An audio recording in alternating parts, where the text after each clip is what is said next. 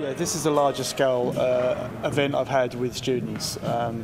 It's great because what's really nice is something like some of the pieces I thought were really difficult 10, 15 years ago.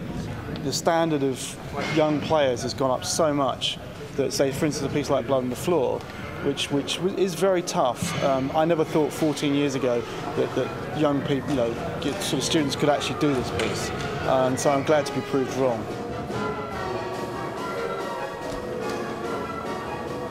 I'm very surprised again that, I mean, I always worry about a piece like Blood on the Floor that there aren't young players coming up. We use the same old players. They don't mind me saying that, Peter Erskine and people like that. And it's really refreshing that we get people, jazz players who've never done this before. And in fact, that's another thing, is that I think a lot of jazz players now can read more than the older guys. So they can actually do these projects, and they know the literature. They know about John Scofield, they know about Peter Erskine. So it's really great that they can adapt, and it's very exciting.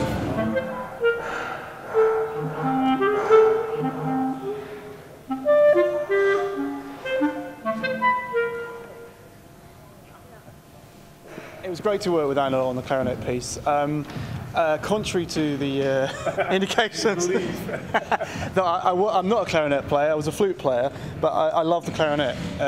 It's one of my favourite instruments, particularly the bass clarinet, although this piece that I've written for Anna is for solo clarinet.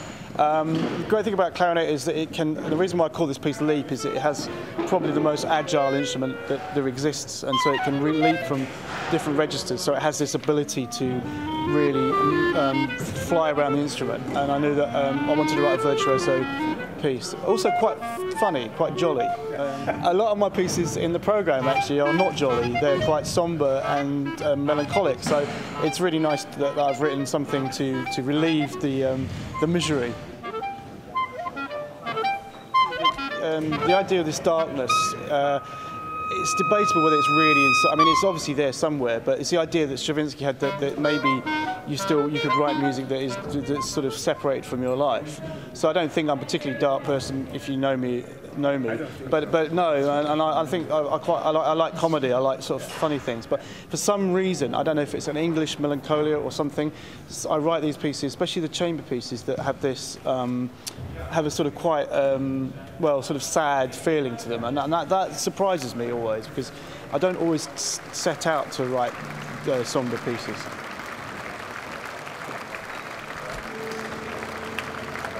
It's very much a boy's dream. I mean, I've got to remember some of these players, like Peter Erskine and John Scofield, are not that much older than me, and I was listening to their records when they were very young, and I never dreamt that I actually would end up, writing pieces for them. It's really exciting.